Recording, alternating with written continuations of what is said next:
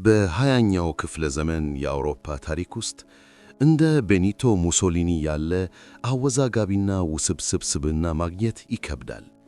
እርሱ የፋሺዝም አባት፣ የሂትለር መምህር እና የጣሊያን ሕዝብን በታላቅ ተስፋና በከፍተኛ ውድቀት የመራ ሰው ነበር።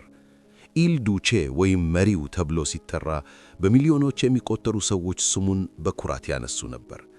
በመጨረሻ ግን ያንኑ ስም በንዴትና በጸጸት ረገሙት። ግን ይህ ሰው ማን ነው? ከአንዲት ጸጥተኛ የጣሊያን መንደር ተነስቶ ዓለምን ወደ ቀውስ የዳረገውን ርዕዮተ ዓለም እንዴት ሊፈጥር ቻለ? አንድ የሶሻሊስት አብዮተኛ እንዴት ወደ ቀኝ ዘመም አምባገነንነት ተቀየረ? ይህ የቤኒቶ አሚልካሬ አንድሪያ ሙሶሊኒ ሙሉ የሕይወት ታሪክ ነው። ይህ ታሪክ ስለ አንድ ሰው ብቻ አይደለም።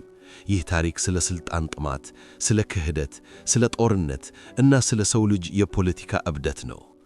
ወደ ኋላ እንመለስ፣ ወደ 1883 ወደ ሮማኛ ኮረብታዎች። ጁላይ 29 1883 በሰሜን ምስራቅ ጣሊያን ኤሚሊያ ሮማኛ በተባለች ግዛት ውስጥ በምትገኝ ዶቪያ ዲ ፕሬዳፒዮ በተባለች ትንሽ መንደር ውስጥ አንድ ሕፃን ተወለደ። ቤተሰቡ ሀብታም አልነበረም። አባቱ አሌሳንድሮ ሙሶሊኒ ብረት ቀጥቃጭ ሲሆኑ በፖለቲካ አመለካከታቸው እጅግ ጽኑ የሆኑ ሶሻሊስት ነበሩ። እናቱ ሮዛ ማልቶኒ ደግሞ ሃይማኖተኛና የተከበሩ የትምህርት ቤት መምህር ነበሩ። ይህ ሕፃን ቤኒቶ ተብሎ ተሰየመ። ስሙን ያገኘው አባቱ ያደንቁት ከነበረው ከሜክሲኮ የግራ ዘመም አብዮተኛ ቤኒቶ ጁዋሬስ ነው። ገና ከተወለደበት ቀን ጀምሮ የቤኒቶ ሕይወት በሁለት ተቃራኒ ዓለማት መካከል የተወጠረ ነበር። በአንድ በኩል የአባቱ አብዮታዊና ጸረ ሃይማኖት አመለካከት፣ በሌላ በኩል ደግሞ የእናቱ ጽኑ ካቶሊካዊ እምነትና ሥርዓት። ወጣቱ ቤኒቶ ጸጥተኛ ልጅ አልነበረም። እንዲያውም እጅግ ብቸኛ፣ ተደባዳቢና ኃይለኛ ነበር። በትምህርት ቤት ጓደኞቹ ዘንድ የሚታወቀው በጉልበተኝነቱ ነበር። የንግግር ችሎታው ገና ከልጅነቱ ጀምሮ የሚታይ ቢሆንም ንዴቱን መቆጣጠር ግን ይሳነው ነበር። ገና የ10 ዓመት ልጅ እያለ ከትምህርት ቤት ጓደኛው ጋር በተፈጠረ ጠብ ተማሪውን በቢላዋ ወጋው። ይህ ድርጊት ከትምህርት ቤት እንዲባረር አደረገው። ይህ የመጀመሪያው እንጂ የመጨረሻው አልነበረም። በሚቀጥለው ትምህርት ቤትም በተመሳሳይ ምክንያት ሌላ ተማሪ በመውጋቱ እንደገና ተባረረ። የአባቱ የፖለቲካ እምነት በቤኒቶ ላይ ትልቅ ተጽዕኖ አሳድሮ ነበር። አሌሳንድሮ ምሽት ላይ ስለ ካርል ማርክስና ስለ አናርኪስቶች ለልጁ ያነብለት ነበር። ቤኒቶ የአባቱን ጥላቻ ወረሰ። ጥላቻ ለባለጸጎች፣ ለቤተ ክርስቲያንና ለመንግሥት ሥልጣን። ገና በልጅነቱ ራሱን እንደ የሕዝብ ጠበቃ አድርጎ ማየት ጀመረ።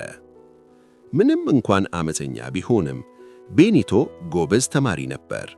በ1901 ዓመተ ምህረት የመምህር ዲፕሎማውን አገኘ።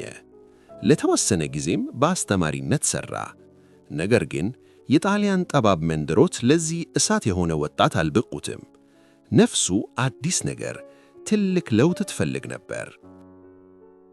በ1902 ዓመተ ምህረት የ19 ዓመቱ ሙሶሊኒ አንድ ወሳኝ ውሳኔ ያደረገ። በወቅቱ በጣሊያን ወጣቶች ላይ ግዴታ የነበረውን የውትድርና አገልግሎት ላለመስጠት ሲል ወደ ስዊዘርላንድ ተሰደደ። በኪሱ ውስጥ ምንም ገንዘብ አልነበረውም። በመጀመሪያዎቹ ጊዜያት እንደ ግንበኛ ረዳትነት ሠራ። በረሃብ ተሰቃየ። አልፎ ተርፎም በፓርክ ወንበሮች ላይ ለማደር ተገደደ።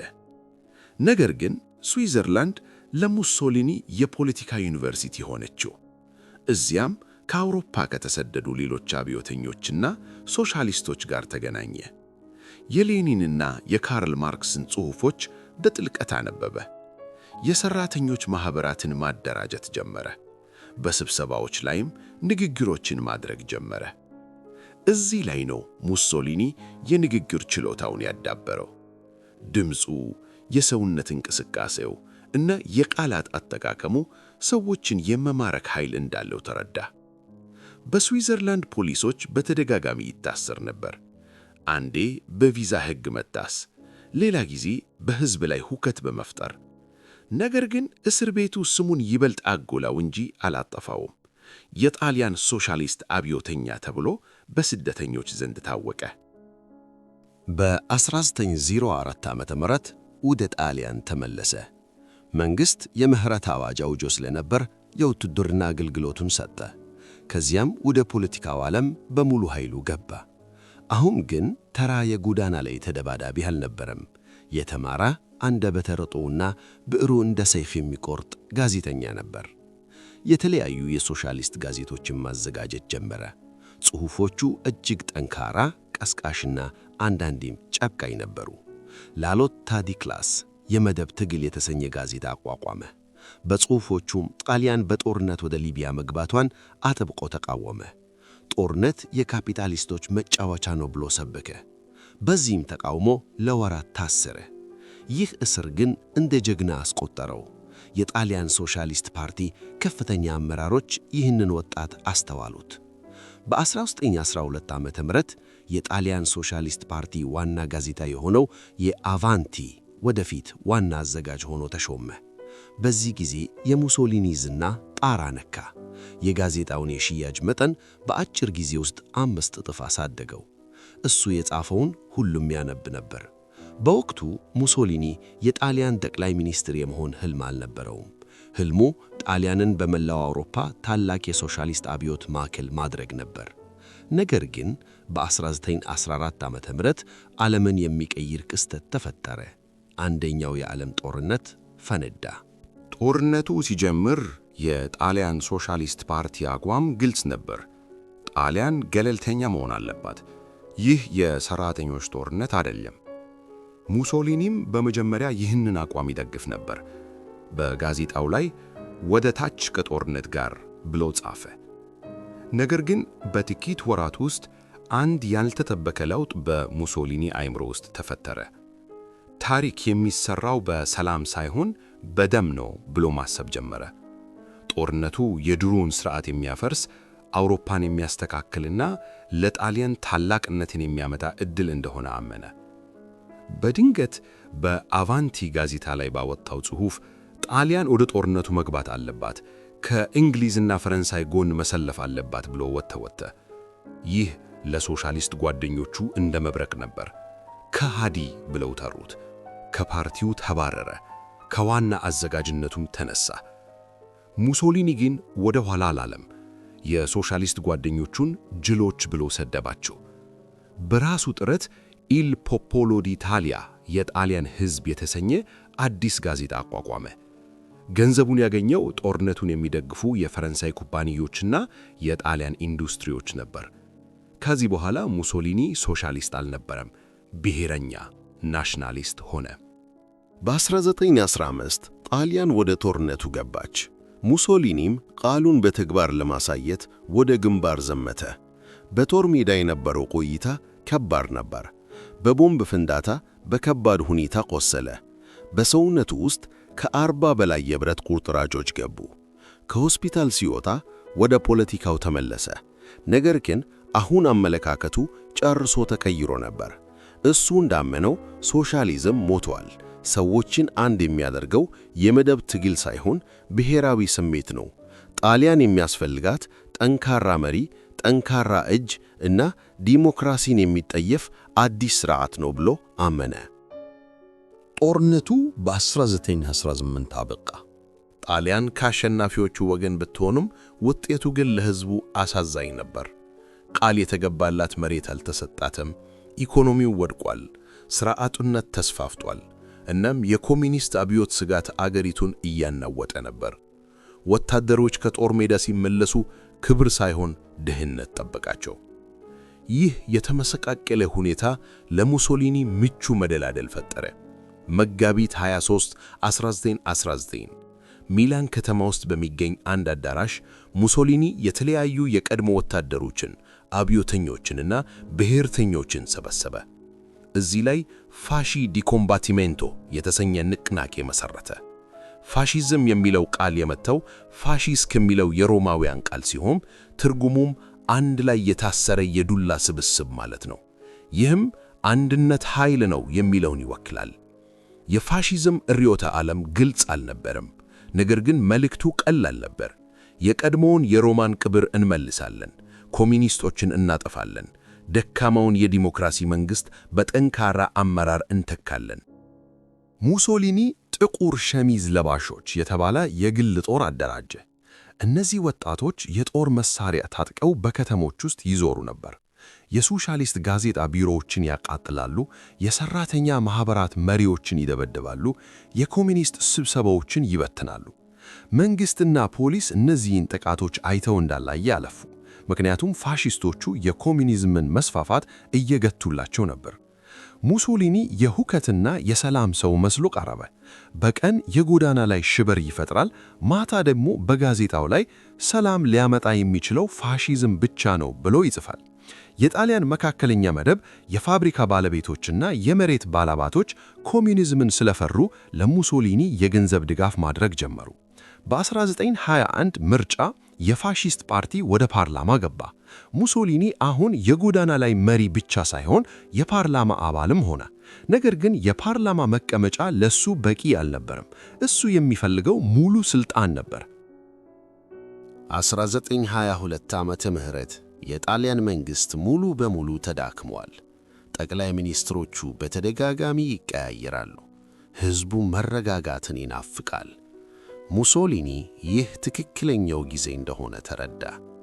ወይ መንግሥቱን ይሰጡናል ወይም ደግሞ በጉልበት እንወስደዋለን ብሎ በአደባባይ ተናገረ። በጥቅምት ወር መጨረሻ ላይ ሙሶሊኒ አንድ ታላቅ ቁማር ተጫወተ።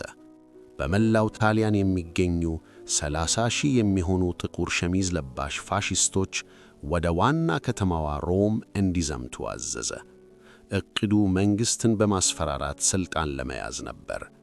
የሚገርመው ነገር ሙሶሊኒ ራሱ በሰልፉ ግንባር አልነበረም። እሱ በሚላን ከተማ ሆኖ ሁኔታውን ይከታተል ነበር። ነገሮች ከተበላሹ ወደ ስዊዘርላንድ ለመፈርጠጥ ዝግጁ ነበር። ጠቅላይ ሚኒስትሩ ሉዊጂ ፋክታ ንጉሡን ቪክተር ኢማኑኤል ሦስተኛን በፋሺስቶቹ ላይ የጦር አዋጅ እንዲያወጁና ሰልፉን በወታደር እንዲበትኑ ጠየቁ። የጣሊያን ጦር ፋሺስቶቹን በቀላሉ መደምሰስ ይችል ነበር። ነገር ግን ንጉሡ ፈሩ። የእርስ በርስ ጦርነት እንዳይነሳ ስጋት ገባቸው። እንዲሁም በሰራዊቱ ውስጥ ለሙሶሊኒ ድጋፍ እንዳለ ጠረጠሩ። ንጉሡ የጦር አዋጁን ለመፈረም ፈቃደኛ አልሆኑም። ጠቅላይ ሚኒስትሩ ሥልጣን ለቀቁ። ጥቅምት 29 1922 ንጉሡ ለሙሶሊኒ ቴሌግራም ላኩ። ወደ ሮም ኑ እና አዲስ መንግሥት መስርቱ። ሙሶሊኒ አሸነፈ። ያለ አንድ ጥይት ተኩስ የጣሊያን ጠቅላይ ሚኒስትር ሆነ። በሚቀጥለው ቀን በባቡር በምቾት ወደ ሮም ገባ። በጥቁር ሸሚዝ ለባሾቹ ታጅቦ ወደ ንጉሡ ቤተ መንግሥት ሄደ። ለንጉሡም እንዲህ አላቸው፣ ግርማዊነት ወይ ከጦር ሜዳ በቀጥታ ስለመጣሁ ይቅርታ ያድርጉልኝ። ይህ ውሸት ነበር። ሆቴል ውስጥ ነበር ያደራው። በ39 ዓመቱ ሙሶሊኒ የጣሊያን ታናሹ ጠቅላይ ሚኒስትር ሆነ። ነገር ግን ይህ ገና ጅምር ነበር። ዲሞክራሲያዊት ጣሊያንን ቀስ በቀስ ወደ ፋሺስት አምባገናዊ ሥርዓት የመቀየር ሂደት ጀመረ። ሕገ መንግሥቱ በወረቀት ላይ ነበር። ነገር ግን ሥልጣኑ ሁሉ በኢል ዱቼ እጅ እየገባ ነበር። ዓለም አዲሱን ቄሳር በጥርጣሬና በአድናቆት መመልከት ጀመረች። ነገር ግን ማንም ሰው ወደፊት የሚመጣውን ደም ጎርፍና የታሪክ ጠባሳ መገመት አልቻለም። በተለይም በአፍሪካ ቀንድ በኢትዮጵያ ላይ እያንዣበበ ያለውን ጥቁር ደመና ማንም በቅጦ አልተረዳም ነበር። 1924 ዓመተ ምህረት ሙሶሊኒ ጠቅላይ ሚኒስትር ከሆነ 2 ዓመታት አልፈዋል። ነገር ግን አሁንም ሥልጣኑ ሙሉ አልነበረም። ፓርላማው፣ ጋዜጦችና ተቃዋሚ ፓርቲዎች አሁንም ይተቹት ነበር። ሙሶሊኒ ግን ትችትን የሚጠላ ሰው ነበር። በዚህ ወቅት አንድ ደፋር ሰው ብቅ አለ። ስሙ ጃኮሞ ማቲዮቲ ይባላል። የማኅበረሰባዊነት ሶሻሊስት ፓርቲ መሪ ነበር። ማቴዎቲ በፓርላማ ፊት ለፊት በመቆም የፋሺስቶችን ብልሹ አሰራር፣ የምርጫ ማጭበርበር እና በሕዝቡ ላይ የሚፈጽሙትን ጥቃት በዝርዝር አጋለጠ። ንግግሩን ሲጨርስ ለጓደኞቹ እኔ የቀብር ንግግሬን አድርጌያለሁ፣ እናንተ ደግሞ ለቀብሬ ተዘጋጁ አላቸው። ትንቢቱ ትክክል ነበር። ሰኔ 10 1924 ማቴዎቲ በሮም ጎዳናዎች ላይ ተጠልፎ ተወሰደ። ከቀናት በኋላ አስከሬኑ ከከተማ ውጪ ተገኘ። በጭካኔ ተወጋግቶ ነበር የተገደለው። ይህ ግድያ ጣሊያንን አናወጣት። ሁሉም ጣት ወደ ሙሶሊኒ ተቀሰረ። ሕዝቡ ተቆጣ፣ ጋዜጦች ጮኹ። የሙሶሊኒ መንግሥት ሊወድቅ ተንገዳገደ። ሙሶሊኒ ራሱ በፍርሃት ተውጦ ነበር። ነገር ግን ተቃዋሚዎቹ አንድ ስህተት ሠሩ። ሙሶሊኒን በፓርላማ ከመሞገት ይልቅ ፓርላማውን ረግጠው ወጡ። ይህም ሜዳውን ለሙሶሊኒ ብቻውን ተወለት። ጥር 3 1925 ሙሶሊኒ ወደ ፓርላማ ገባ። በፍርሃት ሳይሆን በታላቅ ድፍረት ታሪካዊ ንግግር አደረገ። ለዚህ ሁሉ ነገር የፖለቲካ፣ የሞራል እና የታሪክ ኃላፊነት እኔ ወስዳለሁ። ፋሺዝም ወንጀል ከሆነ እኔ የዚህ ወንጀል መሪ ነኝ አለ። ከዚያን ቀን ጀምሮ ዴሞክራሲ በጣሊያን ሞተ። ተቃዋሚ ፓርቲዎች ታገዱ፣ ጋዜጦች ተዘጉ፣ ሚስጥራዊ ፖሊስ ኦቭራ ተቋቋመ። ሙሶሊኒ ኢል ዱቼ ብቻ ሳይሆን የጣሊያን ብቸኛ አምላክ ሆነ። አሁን ሙሶሊኒን የሚገዳደረው ማንም የለም። ሙሉ ትኩረቱን አዲሷን ፋሽስት ጣሊያን በመገንባት ላይ አደረገ። መፈክሩ ቀላል ነበር፤ ማመን፣ መታዘዝ፣ መዋጋት። ሙሶሊኒ የሕዝቡን አእምሮ ለመቆጣጠር ፕሮፓጋንዳን በረቀቀ መንገድ ተጠቀመ። በትምህርት ቤቶች ውስጥ ሕፃናት ጠዋት ሲነሱ ከጸሎት በፊት የሙሶሊኒን ምስል ያዩ። ሙሶሊኒ ሁሌም ትክክል ነው የሚለው መሪ ቃል በየግድባው ተጻፈ። ወጣቶችን ለጦርነት ለማዘጋጀት ኦፔራ ባሊላ የተባለ የወጣቶች ማኅበር አቋቋመ። ገና ከልጅነታቸው ጠመንጃ መተኮስና ወታደራዊ ሰልፍ ይለማመዱ ነበር። ግን አንድ ትልቅ እንቅፋት ነበረበት፤ የካቶሊክ ቤተ ክርስቲያን። ጣሊያኖች ሃይማኖተኛ ናቸው። ከ1870 ጀምሮ በጣሊያን መንግሥትና በቫቲካን መካከል ጠላትነት ነበር። ሙሶሊኒ ምንም እንኳን አማኝ ባይሆንም ሥልጣኑን ለማጽናት ቤተ ክርስቲያንን መያዝ እንዳለበት ተረዳ። በ1929 የላተራን ስምምነት ፈረመ። በዚህ ስምምነት ቫቲካን ነፃ ሀገር ሆና እንድትቀጥል ፈቀደ። ካቶሊክ የሀገሪቱ ብቸኛ ሃይማኖት እንዲሆን አደረገ እና ለቤተ ክርስቲያኒቱ ብዙ ገንዘብ ሰጠ። በምላሹ ጳጳሱ ሙሶሊኒን በእግዚአብሔር የተላከ ሰው ብለው ባረኩት። ይህ ለሙሶሊኒ ትልቅ ድል ነበር። አሁን የመስቀሉንም ድጋፍ አገኘ። በኢኮኖሚውም ዘርፍ የስንዴ ጦርነት አወጀ። ጣሊያን በምግብ ራሷን እንድትችል ርግራጋ ቦታዎችን አደረቀ። አዳዲስ ከተሞችን ገነባ። ባቡሮች በሰዓታቸው እንዲደርሱ አደረገ። ዓለም በሙሶሊኒ ሥራ ተደነቀ። የብሪታንያ ዊንስቶን ቸርችልና የአሜሪካ ጋዜጦች ሳይቀሩ ሙሶሊኒን ጂኒየስ እያሉ አሞገሱት። ግን ይህ ሁሉ የፊት ገጽታ ነበር።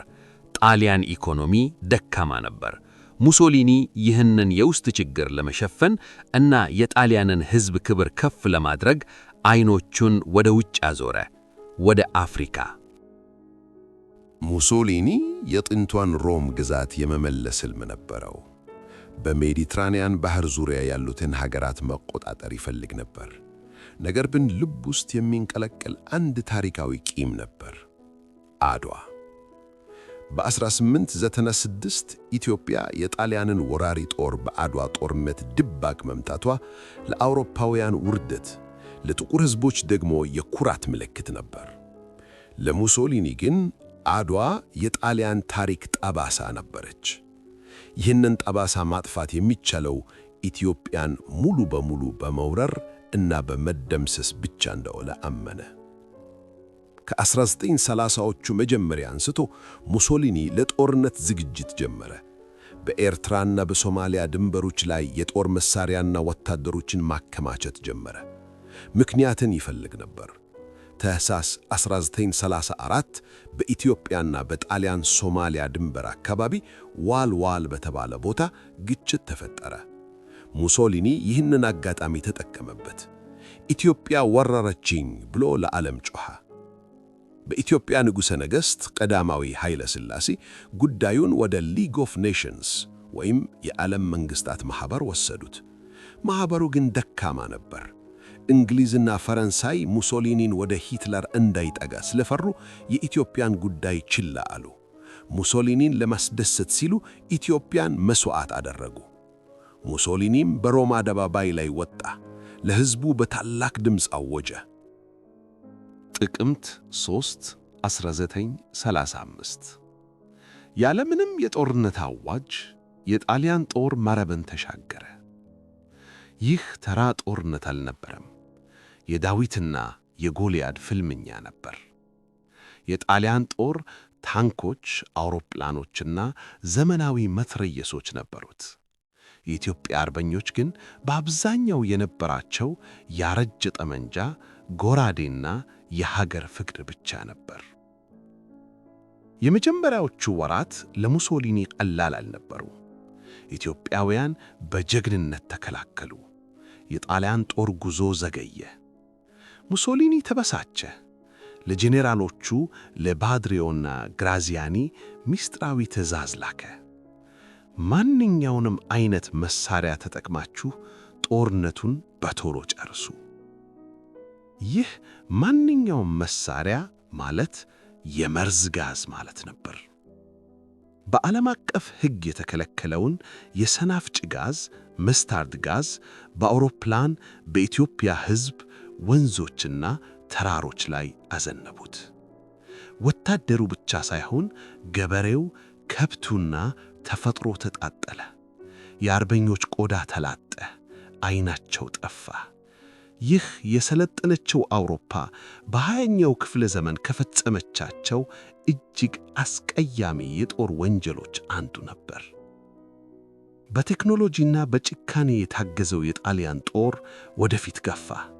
ግንቦት 5 1936 የጣሊያን ጦር አዲስ አበባ ገባ። ሙሶሊኒ በሮም ፒያሳ ቬኔዚያ በተባለው ሰገነቱ ላይ ወጣ። ከታች በሚሊዮን የሚቆጠር ሕዝብ ዱቼ ዱቼ እያለ ይጮህ ነበር። ሙሶሊኒ እጆቹን ወደ ላይ አነሳና በኩራት ተናገረ። ኢትዮጵያ የጣሊያን ሆናለች። ከ1500 ዓመታት በኋላ ኢምፔሪያው ግዛቱ በሮም ተራሮች ላይ እንደገና ተነስቷል። ንጉሡ ቪክተር ኢማኑኤል የኢትዮጵያ ንጉሠ ነገሥት ተብለው ተሰየሙ። ሙሶሊኒ በታሪክ ከፍታው ላይ ነበር። አሁን ራሱን እንደ አውሮፓ ታላቅ መሪ፣ እንደ አዲሱ ጁልየስ ቄሳር ይቆጥር ነበር። ነገር ግን ይህ ድል የመውደቂያው መጀመሪያ መሆኑን አላወቅም ነበር። የኢትዮጵያ ወረራ ሙሶሊኒን ከዓለም አቀፍ ማኅበረሰብ አገለለው። እንግሊዝና ፈረንሳይ ማዕቀብ ጣሉበት፣ ምንም እንኳን ማዕቀቡ ደካማ ቢሆንም።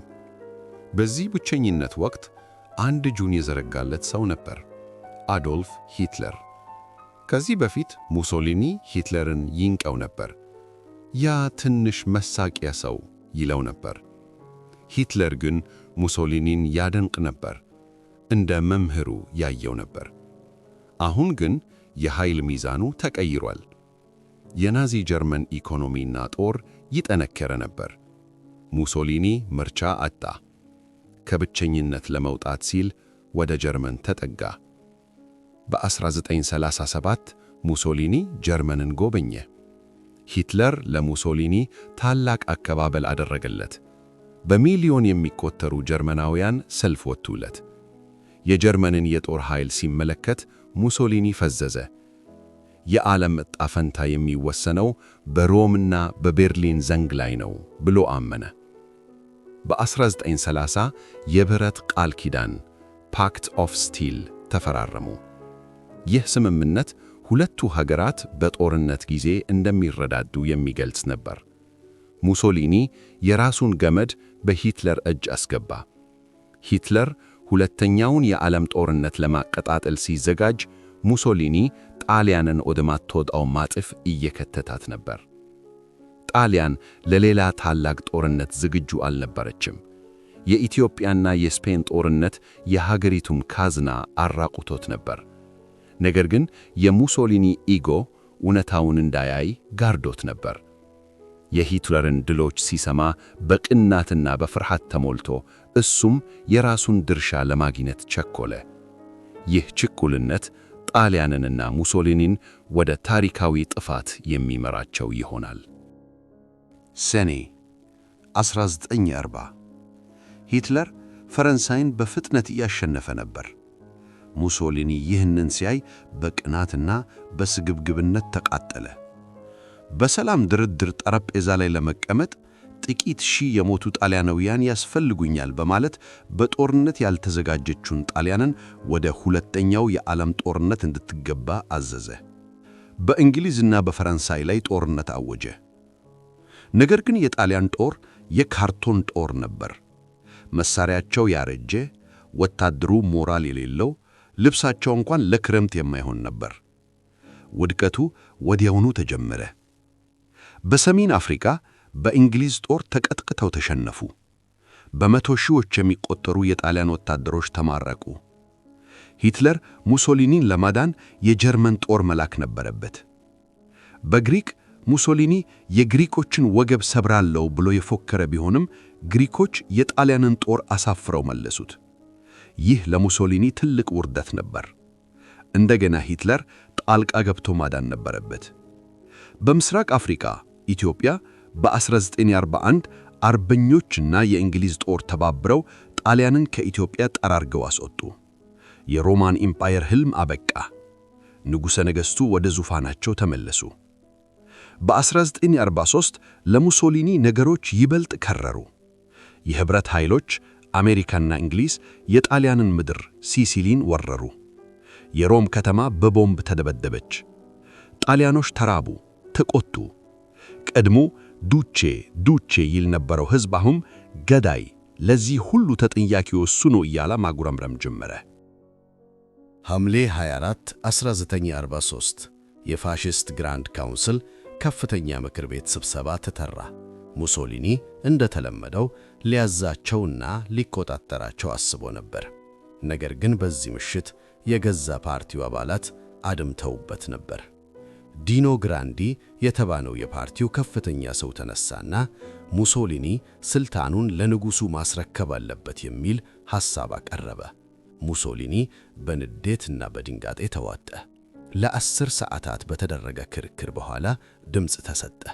በከፍተኛ ድምፅ ሙሶሊኒ ተሸነፈ። ፓርቲው ራሱ መሪውን ጣለ። በማግስቱ ጠዋት ሙሶሊኒ ወደ ንጉሱ ቪክተር ኢማኑኤል ቤተ መንግሥት ሄደ። ንጉሱ እንደ ልማዳቸው የሚቀበሉት መስሎት ነበር። ነገር ግን ንጉሱ ፊት ነሱት። ውድ ዱቼ፣ አሁን በጣሊያን ውስጥ እጅግ የተጠላህ ሰው እኮ አንተ ነህ አሉት። ከቤተ መንግሥት ሲወጣ የራሱ ጠባቂዎች ሳይሆኑ የፖሊስ አምቡላንስ ጠበቀው። ለደህንነትህ ነው ተብሎ በውሸት ተታለለና ወደ ውስጥ ገባ። ወዲያውኑ በቁጥጥር ስር ዋለ። የአንድ 21 ዓመት አምባገነንነት በአንድ ጀንበር አከተመ። ሬዲዮ ላይ ሙሶሊኒ ስልጣን ለቀቀ ሲባል የጣሊያን ሕዝብ በደስታ አደባባይ ወጣ። የፋሺስት ምልክቶችን ሰባበሩ። ሙሶሊኒ በተለያዩ ምስጢራዊ ቦታዎች ታሰረ። መጨረሻ ላይ ግራንድ ሳሶ በተባለ ተራራማ ሆቴል ተደበቀ። ሂትለር ግን ጓደኛውን ወይም መሳሪያውን አሳልፎ ለመስጠት ዝግጁ አልነበረም።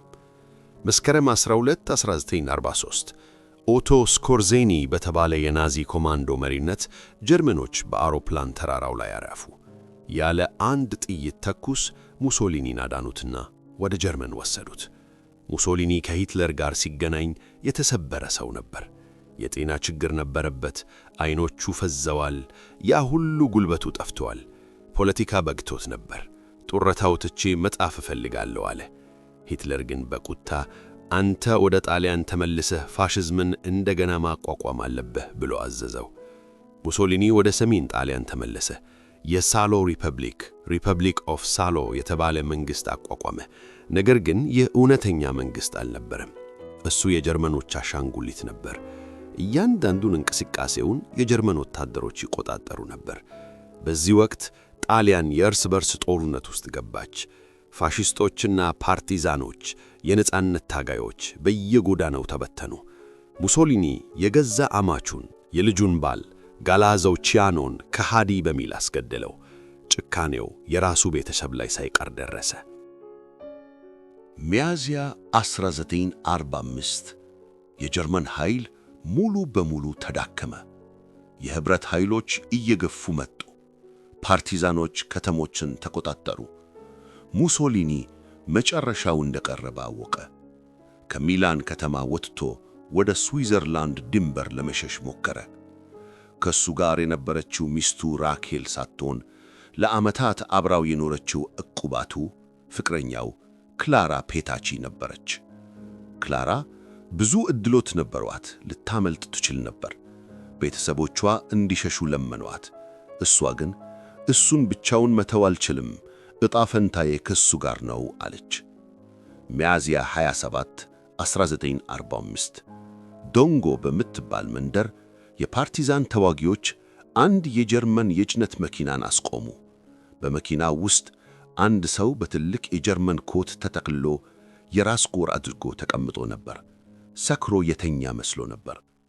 አንድ ፓርቲዛን ቀረብ ብሎ አየው። ያንን በየፖስተሩ ላይ የሚለጠፈውን ፊት ወዲያውኑ አወቀው። ሙሶሊኒ ነው ብሎ ጮኸ። ታላቁ ዱቼ የጀርመን ወታደር ልብስ ለብሶ ሲደበቅ ተያዘ።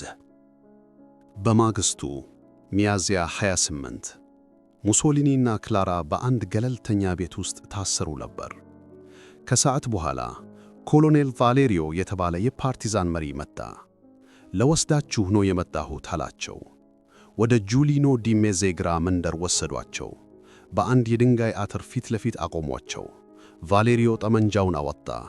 ክላራ ፔታቺ ራሷን ለሙሶሊኒ ከለላ አድርጋ ዘለለች። አትግደሉት አለች።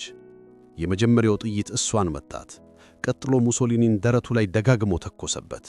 የ61 ዓመቱ ሙሶሊኒ ወደቀ። ኢል ዱቼ ሞተ። ነገር ግን ታሪኩ እዚህ ላይ አላበቀም። አስከሬናቸው በሚላን ከተማ ወደሚገኘው ፒያዛ ሎሬቶ አደባባይ ተወሰደ። ይህ ቦታ ከጥቂት ወራት በፊት ፋሺስቶች 15 ፓርቲዛኖችን ገድለው ሕዝብ እንዲያያቸው የጣሉበት ቦታ ነበር።